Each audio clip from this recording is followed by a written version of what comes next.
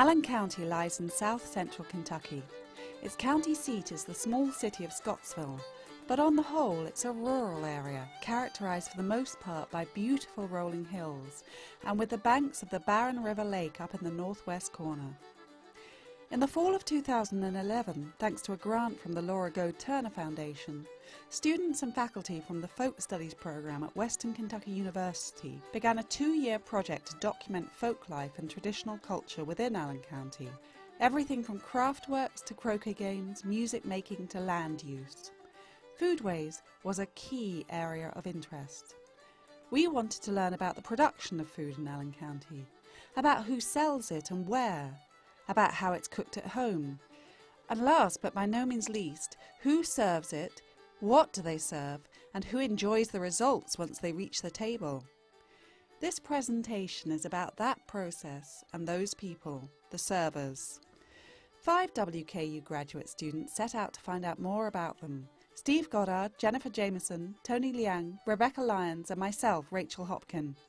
We wanted to document the past and the present of food serving in Allen County through the stories of its people.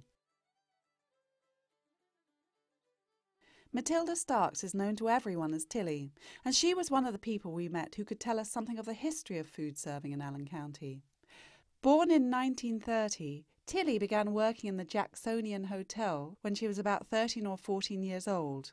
The hotel, which no longer exists, was built in 1919 primarily to accommodate speculators in an oil boom that was then happening in Allen County. It sat on the town's main square.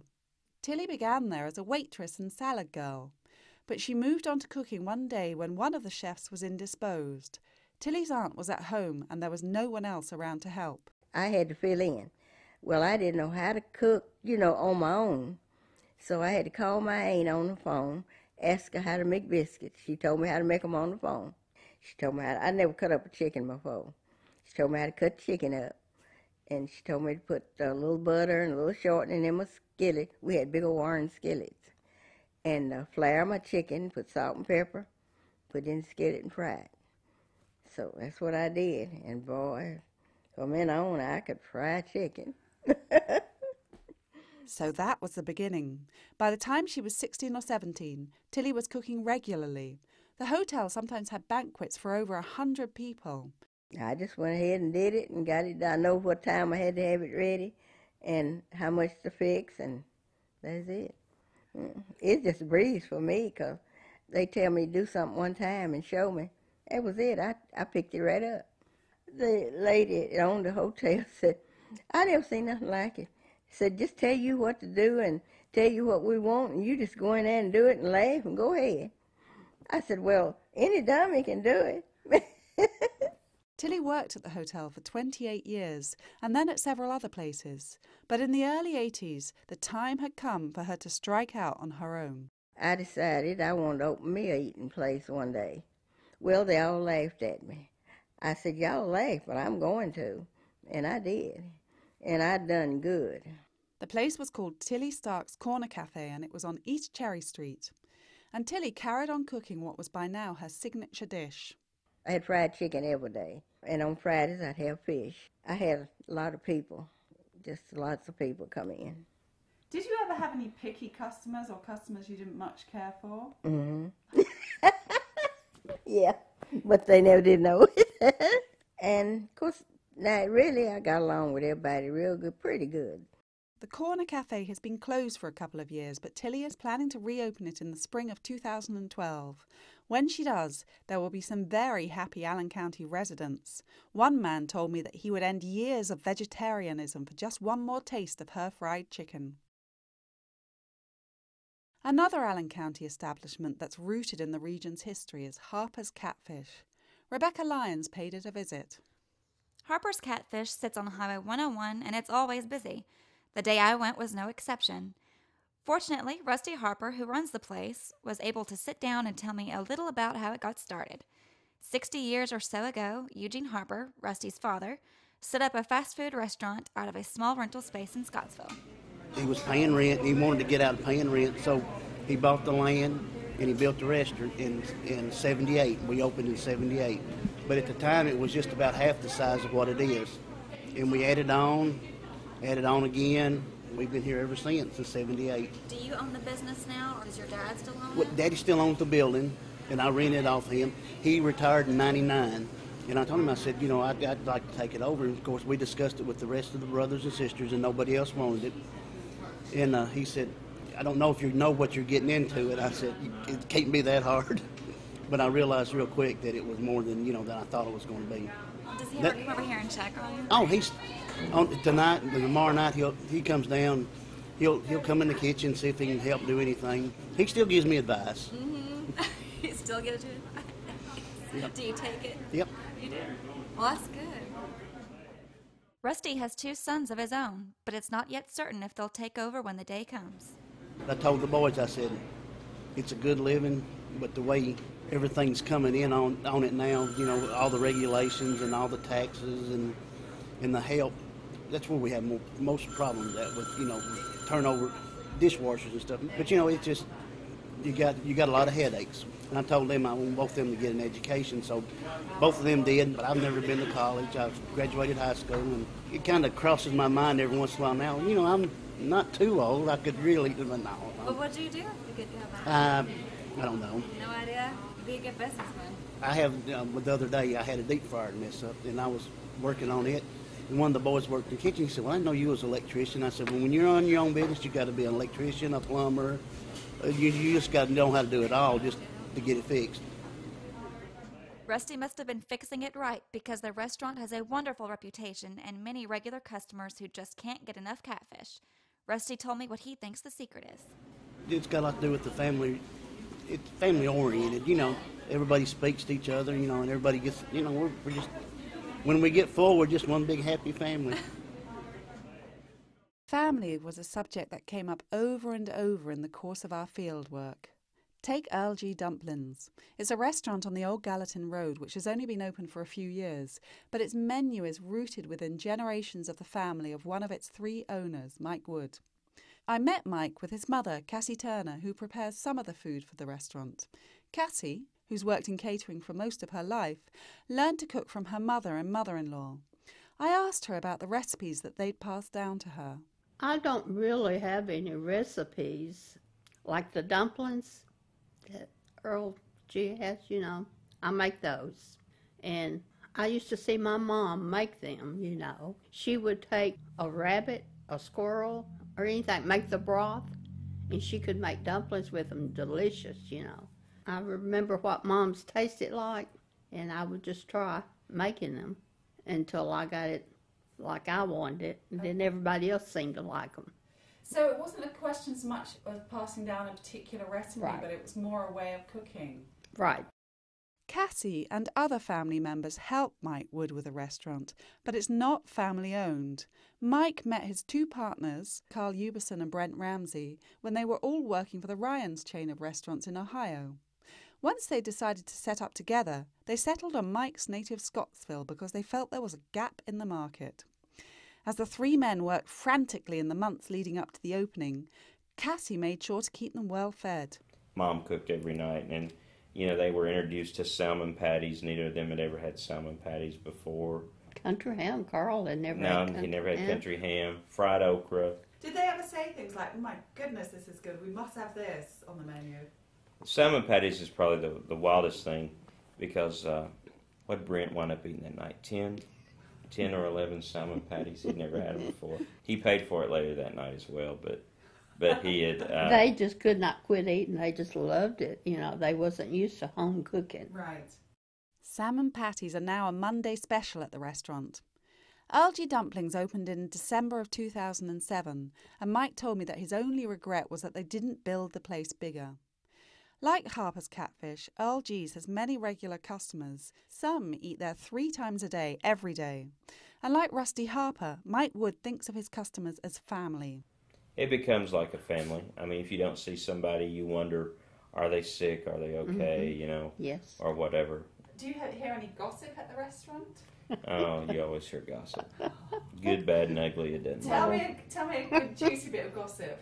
A good, juicy bit of gossip right now is that Kroger is building behind the store. Really? Yeah. Is that true? I don't know. Okay. That's the gossip right now. Oh, That's man. probably the juiciest gossip. A lot of gossip about expansion. Really? Yeah. And how do people feel about that? Are they happy or? They are they're ecstatic. Okay. I think people Hungry. are hungry, yeah, for change. They really are.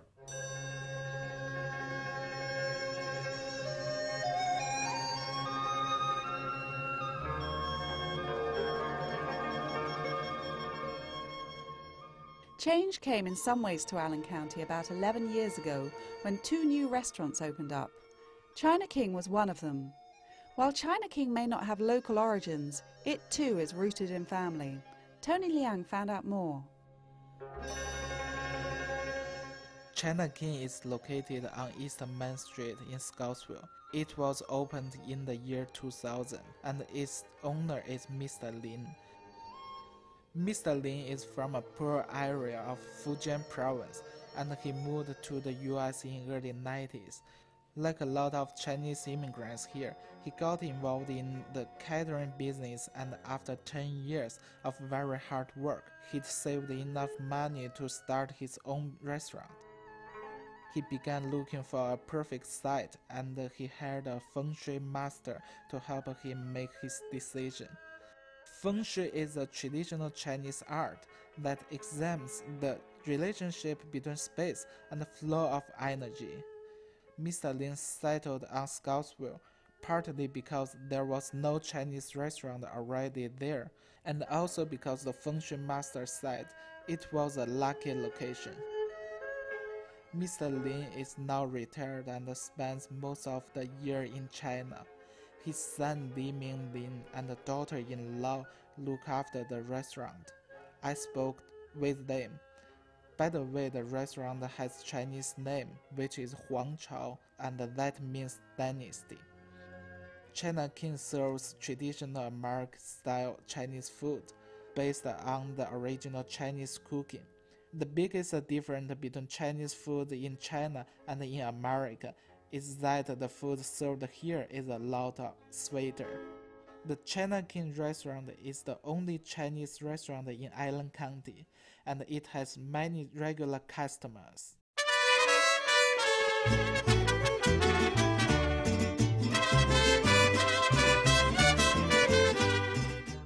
Around the same time as China King was getting started by Mr. Lin, another restaurant opened up next door, albeit of a different nature. Jennifer Jameson stopped by to check it out. As a native San Diegan who grew up on the U.S.-Mexico border, I was interested in finding out about the Mexican food served in Allen County, so I paid a visit to Los Mariachis. There, I met senior waiter and Guadalajaran Gabriel Parada, who has been working at the restaurant for around 8 years. Gabriel told me that the restaurant's owners, Antonio and Veronica Lopez, specially commissioned a woodworker from their native Mexico City to create the vibrantly decorated chairs and booths. Well, first I thought when they painted it all out and they got all these chairs and stuff, I first thought it was going to be a kindergarten instead of a Mexican restaurant. So it's bright colors. It's very bright actually. What kind of images are depicted on these chairs? They're painting dancers and rodeos and people picking like tequila products and stuff. Mezcal. Does anyone make mezcal around here? Not that I know of, but believe me, if I find out somebody, then I want to keep them. Of course, mezcal, being an alcoholic drink, can't be served at Los Mariachis because Allen County is completely dry. Gabriel told me that there has been a local influence on the menu in other ways. He said they serve a mixture of American and Mexican food, and popular demand led to the creation of the customer's favorite dish. That would be the chicken, cheese, and rice. One day people started mentioning it, and it pretty much built itself. People started asking for it, and then nobody really ever thought about putting it in as a dish, which it was really people who, I guess you can say, they brought it into the table because people asked for it. So it's not a dish that has roots in not really. traditional Mexican. Not really. Yeah. Will you tell me about your salsa? One of the things about places like this, like Mexican restaurants and all, you're never gonna find a salsa there the same one as the one you went before. No matter if you have this restaurant here and you got another one next door, the spices on it are gonna be different. Because like we all have the same thing, but we prepare it differently.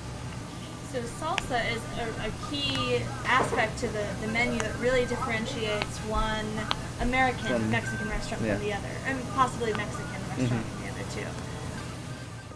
Given that there are relatively few Mexican Americans in Allen County, the men and women who work at Los Mariachis have become a tight-knit community.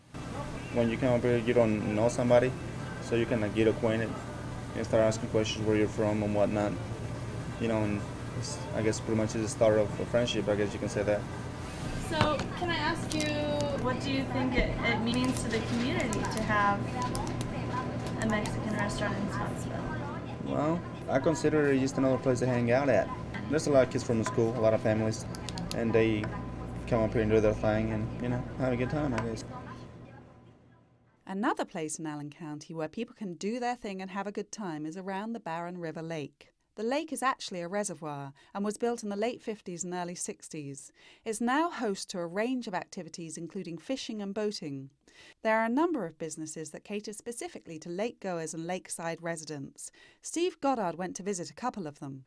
Ranger Bob's Bait and Tackle is a gas station, fast food cafe, fishing, boating, and camping supply store on Barren River Dam Road. The man in charge of it is Gary Morrison. He's originally from Barren County, but got acquainted with Allen County, and even the very place which he now owns as a young man. There was a restaurant here at one time, and when they were building the lake, and I was 10 years old, I helped my daddy deliver milk here. That was the first time I was in this area. We visited the lake quite often. My uncle was a big fisherman. My father was not.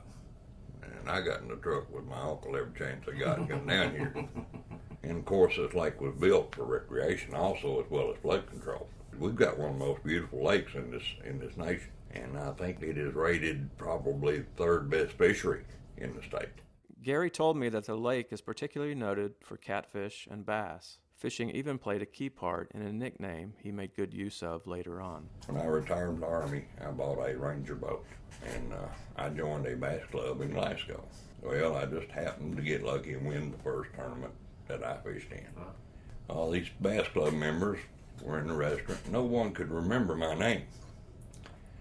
So Mike Hudspeth, he pipes up and says, Ranger Bob. You probably remember Ranger Bob won't know how to do to each other. And because I had the Ranger boat, I got that nickname. Okay. Well, after we bought this place, we were trying to come up with a name. G&E, Gary's, Enid's, you won't remember those as these. Right. You don't forget Ranger Bob's. No, you don't. So we went with that. Okay.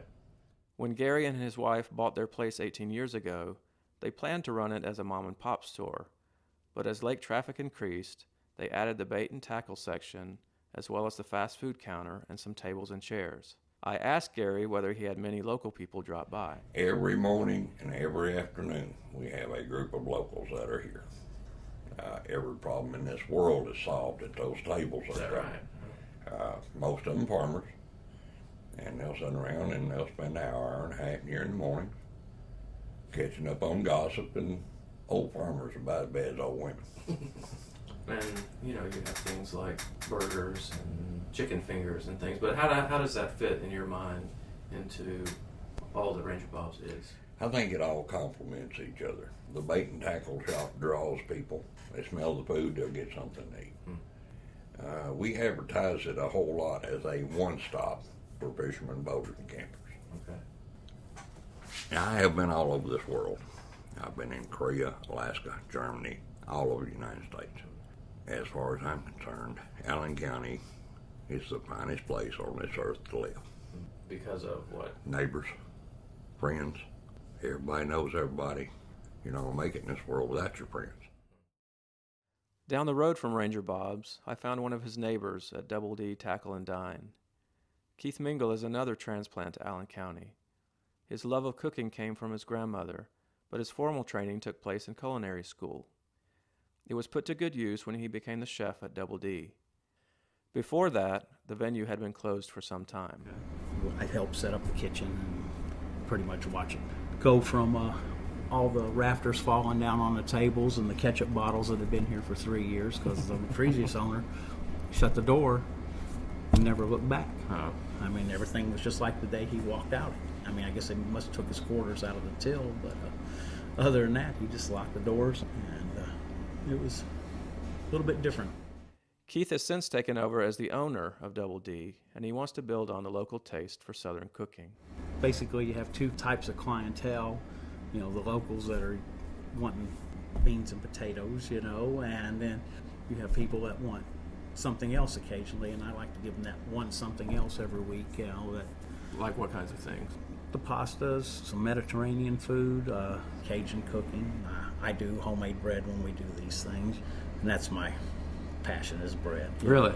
I get back here and working bread, and everything else is okay. I get to be one with the bread, I guess. That's nice.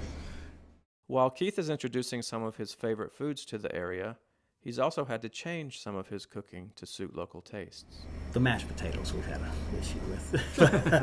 The mashed potatoes have changed, you know. Because, see, I like mashed and they like whipped. Some say tomato, some say tomato. Right. You know? Some time back, the place that Keith Mingle now owns used to serve barbecue. And fortunately for those craving barbecue in Allen County, all is not lost. It's actually home to a couple of barbecue joints, and Rebecca took her video camera along to investigate one of them. In 2009, Ron Keene and his wife Sue opened a small business with a big reputation just a couple of miles outside of Scottsville on Highway 101. It's called Hickory Hill Barbecue, and Ron was the driving force behind it. I've been smoking and cooking for family and friends for 25, 30 years, and kind of retired in 2008. Sat around for about 6 months, about went nuts, and told my wife I had to do something. So we did a canopy right here on this site the first year, and did a kind of test market study to see if people were going to like it. They seemed to like it, so I spent that winter putting in this building. And this is only our second year here, so it's kind of a retirement hobby, I guess you would say. that luckily has turned out to be quite successful for us. The Keens live only a few feet from the spot where they serve what Ron calls their traditional hickory smoked barbecue. They've been together since they were teenagers at the Allen County High School. Did you meet each other there in high school? Actually, yes. On his graduation day. Well, we had met before then, but our first date was on his graduation night. Oh, wow. So we almost missed each other. Cutting it kind of close. Cutting it real close. Hickory Hill Barbecue is open from April to October, and it's become a hit among Allen Countyans. But it also relies on visitors from out of town, some of whom like to visit the big Mennonite community that is nearby. And one of our big things that I counted on going into this is the traffic from out of town coming to the Mennonites in the summer, and both spring, fall, and summer, all. They come from 100 miles around to get the Mennonite produce and products, and we're right along the way, so I kind of tried to set myself up like Cracker Barrel is. You have to go through the gift shop to get to the food, and you have to come through us to get to the Amish or the Mennonites. In the arduous line of duty, I felt I had to sample the menu. In fact, I stuffed my face for half the time I was there, and it became very clear why Hickory Hill Barbecue has earned its fine reputation, even though it's only been open a relatively short time. What's your favorite sauce? I've been eating all of them. I've just been stacking them down in sections on my pork. It seems to have disappeared out of my stash here. Really, really good food. You haven't even tasted your whole cake, have you? I know. I've been pigging out on the pork. No pun intended, I guess. I'm pretty sure that pork is regularly served at the last of the Allen County establishments we're covering. This time it's not a restaurant or a cafe or even a counter. Instead, it's an event that happens just once a month. Take it away, Jen. At the monthly Country, Bluegrass, and Gospel Jam and Potluck at the Washington Center at the heart of downtown Scottsville, folks from just around the corner and beyond state lines come out with homemade dishes in tow to help create a feast. Doug Blankenship is the main man behind the event. I just got back into playing music back 15, 16 years ago, and didn't know of anybody around in our area that played music, so we started having this to invite people in, see who all did play music. And there was 14 musicians the first night, and 14, yeah. Still a lot. We went for 3 weeks, and I thought that's all I was going to do, and nobody wanted to quit. So what does having the food, what does having the extensive potluck add to the whole event to you? I've tried to quit it, and the people didn't want to, so they keep bringing in the food, and we keep eating. Well, you at one point said we don't need food, but everyone just brought it back. No, we don't have one. We don't have one that we don't eat food. I sat down at a table of diners to find out more. Most of us grew up, I think, around family reunions and everybody cooking and big groups of people that you just sort of get used to. Sorry to say this time I just brought sandwiches. Jerry brought barbecue. And Miss Ruth over here, she brought the best pecan pie. You know the recipe I used? The one on the bottle of Cairo syrup. Really? Well, you need to keep that recipe.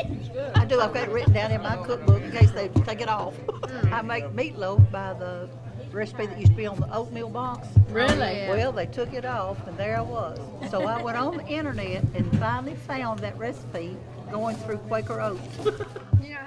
I was not alone in finding the food hard to resist. I had a sandwich, and I would be ashamed to tell you what all I did have. Because that's right, when it's potluck, it's potluck. And potluck is some of the best food you'll get. Although on the whole, it's the men who play the music and the women who bring the food, that's not always the case. Some men bring dishes, and some women, like Wanda Sloan, will get up on the stage. Wanda started playing the guitar when she was 17 through the help of her father, who was a sharecropper. He told us if we worked real hard that year in the fields that he would give us some money for Christmas, and so he gave me $50, my brother and I took mine and went to a pawn shop and bought my first guitar with my money. And then I would have to walk, because I couldn't tune it, and I'd have to walk it was about 2 or 3 miles. I'd have to walk and carry my guitar up to the store up there. This man that run the store, and he would tune it for me. And then I would walk back home with it, and then I'd beat on it till I'd get it back out of tune, and then I'd have to carry it back up there and get it tuned again. And that's what I started out from. And that's been. I'm 72 now, and that's been a long time ago. Wanda was sitting with her friend Patsy, and I wanted to know what draws Patsy and Wanda to the event. Was it the people, the food, or the music? It's all three combined to me.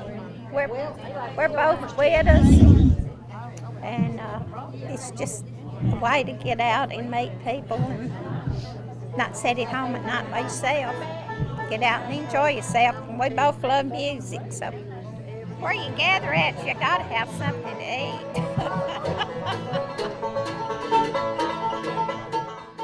You do indeed have to have something to eat, and there are plenty of places to do that in Allen County. And when you get food served here, alongside it you'll be getting a taste of history, of family, and of community, and of the things that are important to Allen County and its people. Enjoy.